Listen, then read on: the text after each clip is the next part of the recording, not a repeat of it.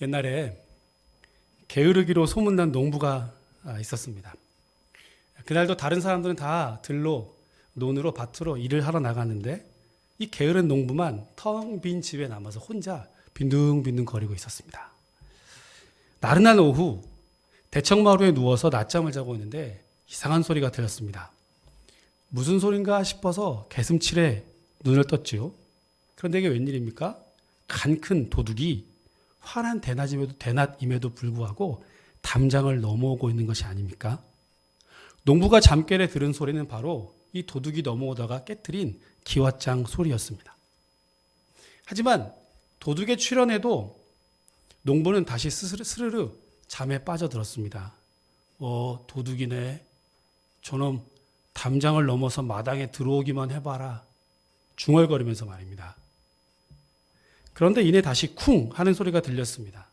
농부가 다시 힘겹게 졸린 눈을 떠보니까 도둑이 담에서 내려서 마당을 슬금슬금 가로질러 걸어오고 있습니다.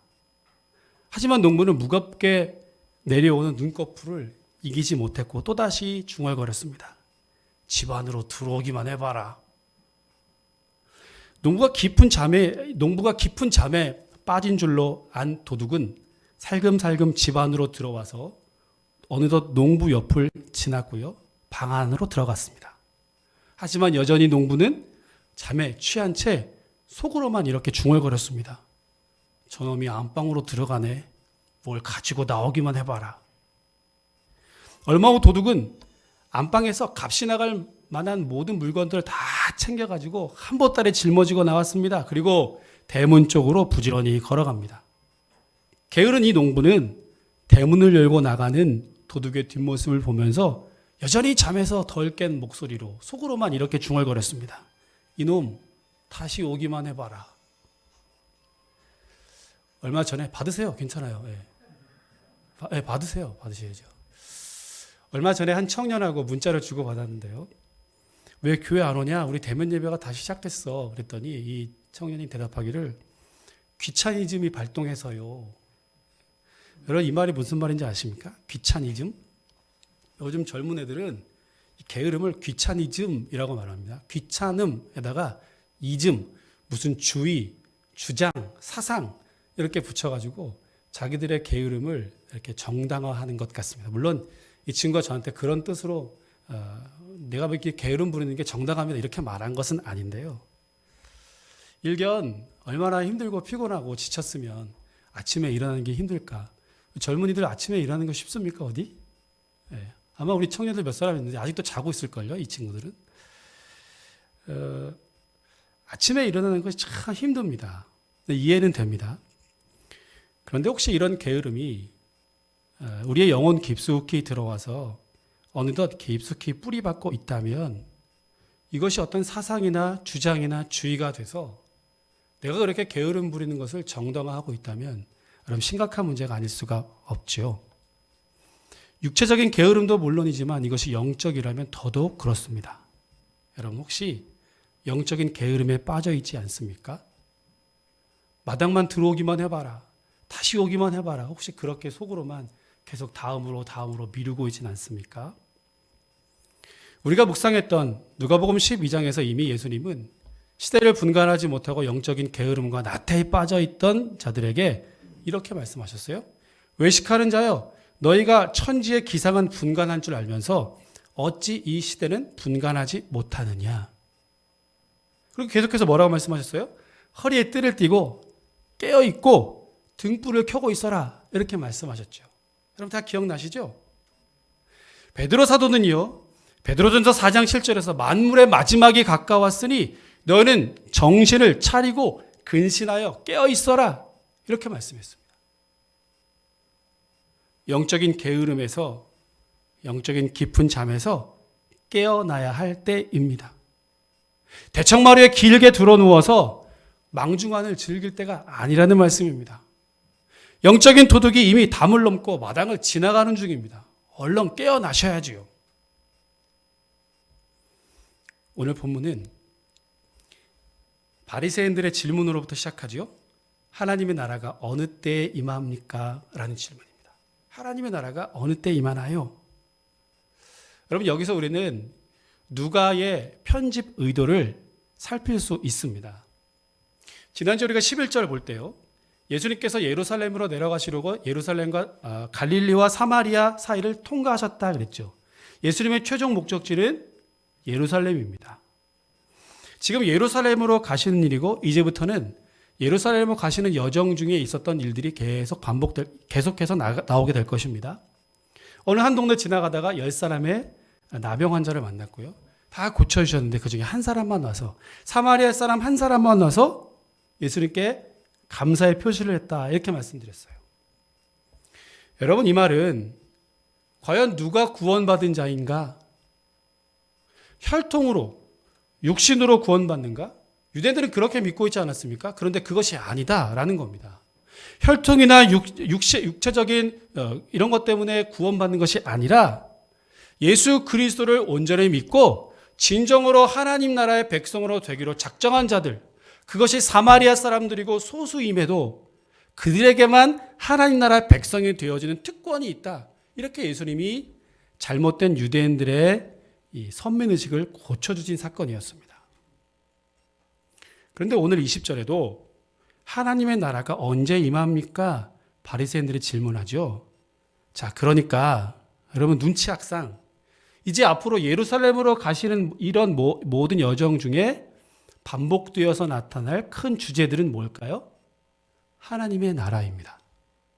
아마도 아직 제가 보지는 않았지만 다음 주에 보게 될 18장의 말씀들 그 이후에도 계속해서 아마 하나님 나라와 관련된 이야기들을 계속해서 나올 것이 예상이 됩니다. 여러분 빠지지 마시고 개봉박두입니다. 자, 이렇게 이것이 이제 누가의 의도라는 거죠. 이 이야기를 집중적으로 여기에 실어놓은 편집자 누가의 의도라는 거예요. 자, 오늘 이렇게 질문했을 때에 예수님께서 뭐라고 대답하셨나요? 20절 하반절 21절 말씀을 같이 한번 읽어보도록 하겠습니다. 하나님의 나라는 여기부터요. 자, 시작. 하나님의 나라는 볼 수 있게 임하는 것이 아니요 또 여기 있다 저기 있다고도 못하리니 하나님의 나라는 너희 안에 있느니라. 아멘. 다시 한번 읽어볼까요? 20절 하반절부터요. 시작. 하나님의 나라는 볼 수 있게 임하는 것이 아니요 또 여기 있다 저기 있다고도 못하리니 하나님의 나라는 너희 안에 있느니라. 아멘. 언제 하나님의 나라가 임합니까? 이렇게 질문했더니 이미 너희 안에 있다 이렇게 말씀하셨어요. 여러분 약간 근데 마음이 불편하죠. 왜냐하면 이 질문을 누가 했어요? 바리새인들이 했죠. 그런데 바리새인들을 향해서 이미 너희 안에 하나님의 나라가 있다 이렇게 하시니까 약간 좀 마음이 껄쩍지근합니다. 그죠? 좀 불편한 마음은 뒤로 하시고요. 바리새인들을 비롯한 유대인들은 하나님의 나라, 천국을 어떻게 생각했는가? 그것은 정치적인 의미로 생각했습니다. 저 서슬퍼런 로마의 군대를 싹 몰아내고 저 대적들을 한 번에 물리치고 백말탄 이 장수 같은 메시아가 와가지고 이 모든 대적들을 한꺼번에 다 몰아내고 이제 정치적으로 어떤 나라를 왕국을 세울 것으로 생각했습니다. 그리고 다윗과 솔로몬 시대 때 누렸던 그 영화로움, 그 풍요로움을 다시 이 메시아 시대 때에 이루게 될 것이라고 그들은 착각하고 있었어요. 그런데 오늘 예수님의 말씀은 하나님의 나라가 그렇게 눈에 보이는 것처럼 임하는 것이 아니다. 하나님의 나라는 이미 너희 안에 이루어졌다.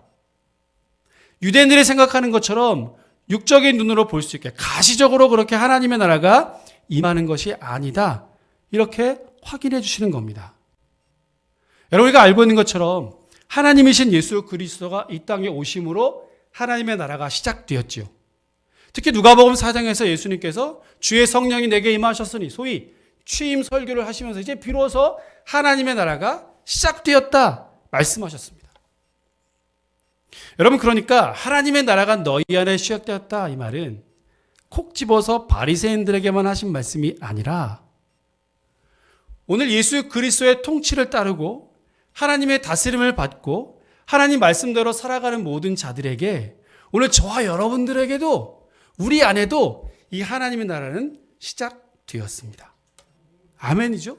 신학적으로 이미 이루어진 하나님의 나라입니다. 이미 시작되었어요. already 이미 시작되었으나 not yet 아직 완성되지 않았다. 이미 예수님으로부터 시작된 하나님의 나라가 아직 완성되지 않았다. 그 완성을 향해서 지금 가고 있는 중이고 오늘 저와 여러분은 그중 어딘가에 살고 있다. 그런데 느낌적으로 마지막이 거의 가까운 것 같다. 이제 종착역이 얼마 남지 않은 것 같다. 우리가 그렇게 믿는 것이죠. 그래서 오늘 예수님의 말씀은 이미 이루어진 하나님 나라 그리고 장차 완성되어질 하나님 나라의 미래에 대해서 몇 가지 우리에게 권면해 주고 있습니다. 어떻게 하나님의 나라가 완성되는지 그 중간 어디쯤을 살고 종착역을 향해서 달려가는 오늘 저와 여러분들은 어떻게 사는 것이 옳은지를 분명히 말씀해 주고 있습니다. 첫 번째, 종말을 준비하고 종말을 의식하고 살아야 합니다. 24절을 읽어보겠습니다. 같이요. 시작. 번개가 하늘 아래 이쪽에서 비침같이 인자도 자기 날에 그러하리라. 아멘. 여러분 살다 올 여름처럼 비가 많이 왔을까요? 이렇게 긴 장마는 처음이라 그랬죠. 가끔 낮이건 밤이건 이 장마 기간 동안 보니까 번개가 번쩍 치더라고요. 번개 칠 때마다 가슴이 쿵 내려앉죠. 죄 짓고는 못 살겠다 이런 생각 들지 않습니까? 근데 어릴 때 학교에서 이걸 배웠어요. 번개가 번쩍하고 나서 하나, 둘, 셋, 꽝 이렇게 하죠. 번개와 동시에 소리가 꽝 나지 않지 않습니까? 그래서 이거 몇 초냐 곱하기 몇 해가지고 거리 어느 지점에서 번개가 발생했는지를 하곤 했는데 저도 이번 여름에 번개가 칠 때마다 하나 번쩍 하고 나면 하나 둘 꽝 뭐 이런 거를 몇 번 봤습니다. 예수님도 정확하게 이 번개의 특징을 읽었던 24절에서 이렇게 말씀하셨어요. 번개가 하늘 이쪽에서 번쩍하면 하늘 아래 저쪽같이 비친다 그랬죠. 주님의 재림의 날 주님이 다시 오시는 것은 번개가 치는 것처럼 순식간에 온다 이 말이에요. 참 그 녀석 번개 같네 이건 무슨 말이에요? 참 빠르다 이 말 아닙니까? 번개처럼 우리 주님이 순식간에 번쩍하고 오신다는 거예요. 그리고 주님의 재림은 시공간을 초월해서 이쪽에서 번쩍하면 저쪽에서 빛이 비추는 것처럼 시공간을 초월해서 모든 사람들이 동시에 그 주님의 오심을 볼 수 있다 이 말이에요. 번개가 치는 것처럼 오신다는 말은 그 말이에요. 그러면서 두 예를 들어주셨어요. 하나는 노아의 예, 하나는 롯의 때, 롯 당시에 있었던 이야기를 해주셨습니다. 27절에 보면요, 노아가 방주에 들어가던 날에 사람들은 어떻게 합니까? 먹고 마시고 장가가고 시집가고 그러고 나서 홍수가 나서 다 죽었죠. 여러분 노아는요 하나님의 심판 계획을 듣고 방주를 지었습니다. 물경 120년 동안 진행되었습니다. 우리가 어릴 때 보았던 성경 동화나 이런 영화들을 보면 방주를 어디다 짓습니까? 주로 산꼭대기에다 짓죠. 실제로 그랬는지는 성경에 나와 있지 않은데 120년 동안이나 방주를 지었어요. 그러면서 영화에 보면 사람들은 어떻게 합니까? 다 손가락질하고 비웃죠. 얼레리 꼴라리 미쳤다고 막 조롱합니다. 먹고 마시고 시집가고 장가가고 집 짓고 심고 이런 일을 계속 반복합니다. 근데 그러던 어느 날 비가 한 방울씩 툭툭툭 떨어져요. 그래도 안 믿죠. 노아의 배를 지는 120년 동안이나 배를 지었던 행위는 하나님의 심판이다. 산꼭대기에 불가능한 일을 지금 하고 있는 겁니다. 하나님의 심판이 반드시 있다라고 하는 것을 몸으로 보여주는 행위 아닙니까? 자, 그런데 비가 툭툭툭 내릴 때까지도 믿지 않고요. 아마 무릎에 찰 때까지, 턱에 찰 때까지도 믿지 않았을 거예요. 그러다가 어느 순간 꼴깍꼴깍 할 때쯤 되면 어떻게 영화를 보면 살려달라고 막 그러잖아요.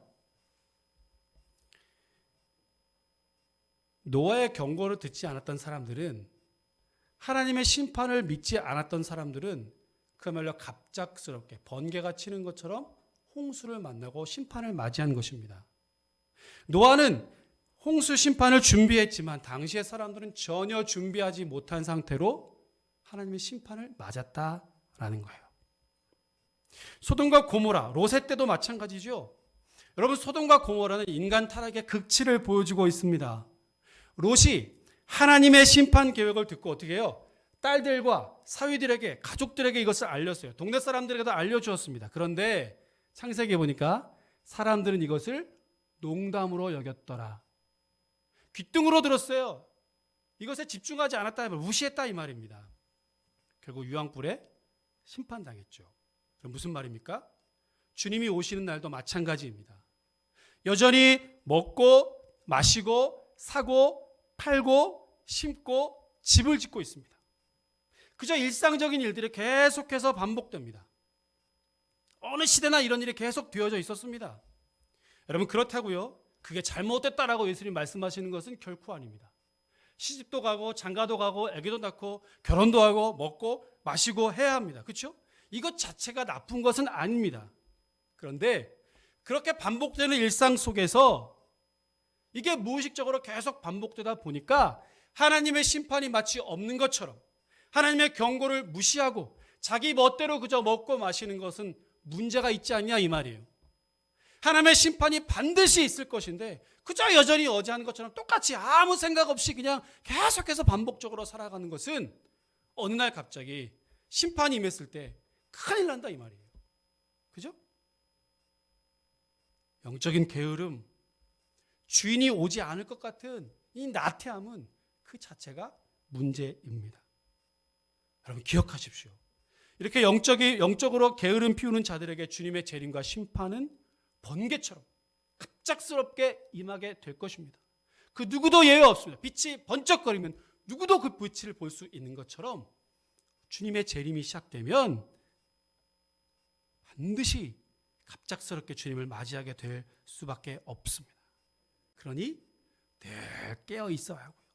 늘 종말을 준비하고 의식하면서 살아야 합니다. 이것을 대비하고 준비하고 의식하고 사는 사람과 전혀 그렇지 않고 살아가는 사람의 삶의 질은 너무너무 다르지 않겠습니까? 이것이 종말론적인 삶이라고 몇 차례 말씀드렸습니다. 두 번째, 그래서 이 땅에서의 모든 집착은 과감하게 버릴 수 있어야 합니다. 31절이에요. 같이 한번 읽겠습니다. 30절 시작. 그날에 만일 사람이 지붕 위에 있고 그의 세간이 그 집 안에 있으면 그것을 가지러 내려가지 말 것이요 밭에 있는 자도 그와 같이 뒤로 돌이키지 말 것이니라. 아멘. 소돔과 고모라가 유황불에 심판을 당할 때 롯과 그의 아내와 두 딸들이 가까스로 도망쳤죠. 그런데 롯의 아내는 어떻게 됐어요? 뒤를 돌아보다가 소금 기둥이 되었습니다. 성지순례 가면 사해 근처에서 소금 기둥을, 이 롯의 아내라고 하는 소금 기둥을 보여줍니다. 그래서 저희는 그냥 기둥이 이런 기둥처럼 생긴 줄 알았는데 그게 아니죠. 가보면 실망할 때도 있어요. 이게 지진과 땅이 막 오르락내리락하는 이런 그런 지질적인 이런 것들을 통해서 저 바닷속에 있던 염분을 가지고 있는 돌들이 이렇게 불쭉 올라온 겁니다. 그래서 이걸 그 소금 기둥이라고 이렇게 말하는 것인데요. 그건 뭐 다른 문제이지만 롯의 아내가 왜 뒤를 돌아보았을까요? 어떻게 멸망하는지 일단 궁금했을 거예요. 그죠? 진짜로 유황불이 쏟아지는지 보고 싶었을 것입니다. 또 미련도 있었을 것이에요. 깜빡하고 결혼 반지를 안 갖고 온 겁니다.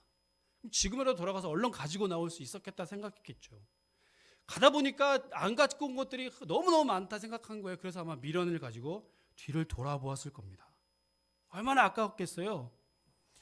자, 여러분, 그날, 그러니까 주님이 재림하시는 그날 동시에 심판이 쏟아질 것인데요, 지붕 위에 있다가 세간을 가지러 내려가지 말라는 겁니다. 그거 싸들고 가다가 시간을 놓치면 주님의 재림을 맞이할 수 없다는 거예요. 밭에서 밭을 갈다가 일을 하다가도 마찬가지입니다. 미련을 두지 말고 주님 오시면 따라가라 이 말이에요. 그렇죠? 그러면서 이어서 33절 보세요. 같이 읽겠습니다. 33절 시작. 무릇 자기 목숨을 보전하고자 하는 자는 잃을 것이요 잃는 자는 살리리라. 아멘. 여러분, 이 말은 이순신 장군의 이야기가 아닙니다. 사직생 즉 뭐 이런 말이 아니라 성경에 있는 말씀이잖아요. 자기 목숨을 보존하고자 하는 자는 잃을 것이다. 여러분 무슨 말입니까?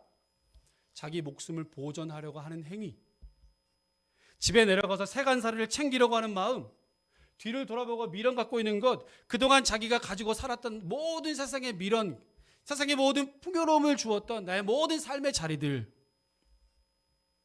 아마도 이런 것들이 자기의 목숨을 지켜줄 거라고 생각했지만 주님의 심판의 날은 이것들 아무것도 소용이 없다. 거기에 집착하는 것은 미련한 자다. 이렇게 말씀하는 겁니다. 아무리 미련을 가진들, 아무리 애착을 가진들, 아무리 얻고자 한들 결국 잃어버릴 것이고, 잃는 자는 이것을 과감하게 포기하고 이 땅에서 애착을 과감하게 끊어버릴 수 있는 자들은 어떻게 되는 거예요? 살리라. 지난 화요일 저녁에 갑작스러운 부고를 듣고 밥 먹다가 갑작스러운 부고를 듣고 장례식장에 다녀왔습니다. 깜짝 놀랐습니다.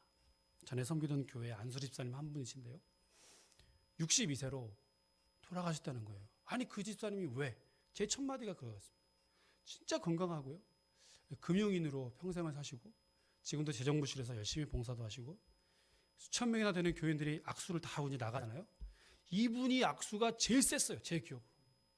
진짜 힘 좋고 덩치도 좋으시고 키는 크지 않지만 진짜 상위 우리나라 몇 퍼센트 안에 들 정도로 건강한 분이라고 생각이 되었습니다. 특히 그 두 딸이 저와 같이 청년부에서 열심히 활동하던 딸들이었기 때문에 더 애통하는 마음을 가지고 그 밤에 찾아갔다 왔어요. 근데 이야기를 들어보니까 1년 전쯤에 건강검진 하다가 췌장에서 암이 발견됐다는 거예요. 췌장이 저 뒤에 있어가지고 잘 발견이 안 된다면서요. 가장 늦게 발견된다면서요. 그래서 어쨌든 그래도 발견한 게 감사하고 수술을 해가지고 깨끗하게 고쳐졌답니다. 깨끗하다라고 이렇게 판정받았는데, 그러다가 검사하다가 지난 9월 중순경에 이게 재발이 되고 담낭 쪽으로 해가지고 여러 곳에 전이가 됐다라는 이야기를 듣게 되었대요. 9월 중순에 이 이야기를 들었고 지금 11월 초 아닙니까? 10월 말쯤이 되었으니까 벌써 한 달이 채 안 되게 그냥 그야말로 순식간에 그냥, 자기도 그래요. 그 미망인 되시는 권사님도 어떻게 시간이 지나갔는지 모르게 훅 지나가가지고 이렇게 돼버렸다고 기가 막혀 하시죠. 또 생각했습니다. 늘 생각하는 것이지만 사람이 자기 목숨을 어떻게 장담할 수 있을까? 생사화복이 주님 손에 달려있다라고 하는 것은 이런 건 아닌가? 이만큼 살려고 겨우 62년, 얼마나 젊어요. 겨우 이만큼 살려고 그렇게 아둥바둥하면서 살았을까? 이런 생각 많이 하게 되었습니다. 지난 주간에 그 삼성의 이건희 회장님 지난 주일날 돌아가셔가지고 이번 주에 장례 치르는 모습을 뉴스에서 보셨잖아요. 78세던데요. 78세면 아직 정정하고 팔팔하지 않습니까? 그죠? 근데 우리가 기억하기로 이분 역시 병원에 누워 계신 것만도 벌써 몇 년이에요. 재계에서 은퇴한 것도 꽤 됐죠. 물론 왔다 갔다 했지만 그런 분들도 종말을 맞이할 수밖에 없어요. 그죠? 요즘에도 한때는 무소불위의 권력을 휘두르고 그야말로 날아가는 새도 떨어뜨릴 만한 이 권세를 누렸던 분들이 각종 비리와 부도덕한 일에 연루되어 가지고 법정에 서는 일이 얼마나 많습니까? 처음에 이 심판받으러 들어갈 때는 성실하게 대답하겠습니다 이렇게 들어가셨다가 얼마 있다가 푸른색 옷을 입고, 나라에서 나눠주는 이 푸른색 옷 그거 입고 은 팔찌 차고 나오시는 모습을 참 많이 봅니다. 그런 생각 들지 않아요? 차라리 저 자리에 없었더라면 저분이 들어갈 때 나올 때 기자들이 막 몰려가지고 막 물어보고 막 밀치고 막 쓰러지고 얼마나 비참하고 얼마나 창피합니까? 차라리 그 자리에 안 계셨더라면, 차라리 그거 없었다면 저런 수모 겪지 않고, 그래서 우리는 얼마나 편합니까? 차라리 없는 게 낫잖아요. 그 많은 재산과 그 많은 권력이 오히려 저 사람에게 독이 됐구나. 그 많은 인기가 그거 없었더라면 저렇게 비참하게 최후를 맞지 않았을 텐데, 이런 생각 들잖아요, 여러분.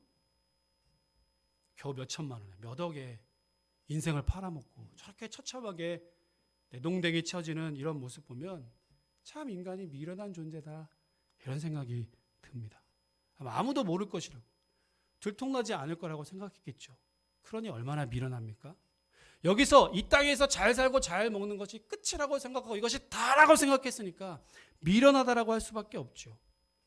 여러분, 여기가 다이고 여기가 끝인 것처럼 생각하는 것만큼 미련한 사람이 어디 있습니까? 혼자 똑똑한 척하고 혼자 부귀영화를 누리지만 가장 미련한 사람 아니겠습니까? 그러나 반대로 겸손하게 겸허한 자세를 가지고 나는 그저 나그네고 천국 향해 가는 순례자이고, 그럼 이렇게 살아간다면 이것이 얼마나 복된 삶이고 얼마나 영광스러운 성도의 길입니까? 여러분, 바울이요 고린도서 5장 1절 2절에서 이렇게 말했어요. 만일 땅에 있는 우리의 장막집이 무너지면 하나님께서 지으신 집 곧 손으로 지은 것이 아니요 하늘에 있는 영원한 집이 있어 우리에게 있는 줄 아느니라. 참으로 우리가 여기 있어 탄식하며 하늘로부터 오는 우리 처소로 덧입기를 간절히 사모하노라. 아멘. 누구든 다 이 땅에서의 장막이 무너져요. 그것이 초가집이든 고대 광실이든 다 무너질 수밖에 없지 않습니까? 그러나 궁극적으로 우리에게는 영원한 하늘 초소가 있다 하는 사실, 그것이 우리의 소망이고 우리의 믿음이고 우리가 그것을 바라보고 살아가는 것 아닙니까? 그렇지 않다면 가장 미련한 인생이라는 거예요. 이 땅에서 집착하는 것만큼 미련한 인생이 어디 있냐? 오늘 성경은 우리에게 분명히 말씀해 주고 있습니다. 여러분, 하늘의 집을, 이것을 덧입기를 간절히 소망하시는 저 여러분 모두가 되시기를 주의 이름으로 축복합니다. 세 번째요, 심판이 또 반드시 있습니다. 심판이 있어요. 37절 같이 읽습니다. 시작. 그들이 대답하여 이르시되 죽어 믿는 곳에는 독수리가 모이느니라 하시니라. 아멘. 여러분, 기독교의 역사관은 직선적입니다. 시작이 있고 끝이 있습니다. 그렇죠? 불교에서 말하는 것처럼, 다른 종교들이 말하는 것처럼 돌고 돌지 않습니다. 내가 비록 여기서 비참하게 살아도 다음 생에서는 좋게 태어난다든지, 죄 지으면 짐승으로 태어난다 이런 거 없습니다. 그죠? 하나님께서 창조하시고 타락한 인간을 예수 그리스도의 십자가가 구속하신다. 주님의 재림의 그날에 그 나라가 완성된다라고 하는 일직선적인 세계관을 갖고 있습니다. 기독교의 세계관은 그렇습니다. 한 사람의 일생이 태어나고 살다가 죽는 것처럼 역사에도 시작이 있고 중간이 있고 끝이 있습니다. 그 종말과 끝을 향해서 지금 달려가고 있습니다. 그리고 그 마지막 날은 예수님이 오시는 날이고 재림의 날이고 심판이 있습니다.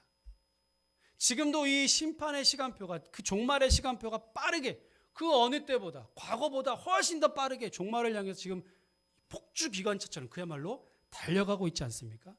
얼마 남지 않았다라는 것을 우리가 잘 알고 있습니다. 누구에게나 예외 없이 번개가 치면 번쩍하는 것처럼 누구에게나 이것은 예외가 없습니다. 구약에서도 이것을 날이라고 하는 사상, 날 사상인데요, 소위 하나님께서 구약의 수많은 예언자들을 통해서 끊임없이 이 여호와의 날, 심판의 날을 반복적으로 말씀하고 계십니다. 그런데 이 날 사상에 동전처럼 양면이 있어요.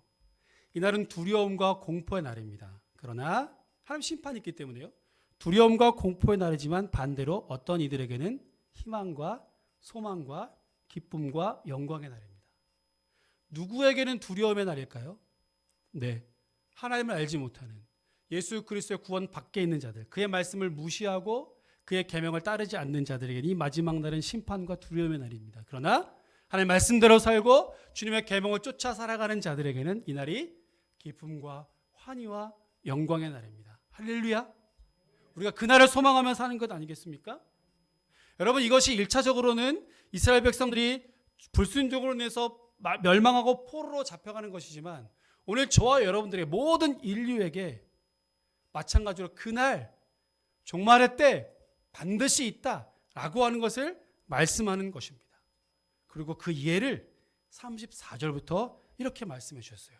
그 밤에 이랬죠. 34절에 보면 그날 주님의 재림과 심판이 있는 날 이렇게 해석할 수 있어요.